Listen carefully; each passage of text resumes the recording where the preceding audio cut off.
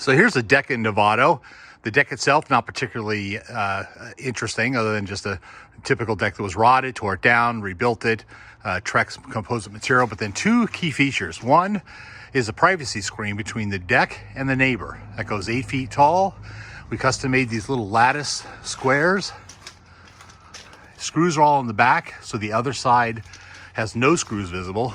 Nice clean look, which you'll see in a minute. And those poles hold up a shade sail.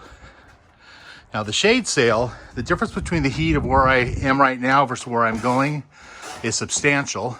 And then you get up on your deck, and what's the number one problem with decks? Being in the sun.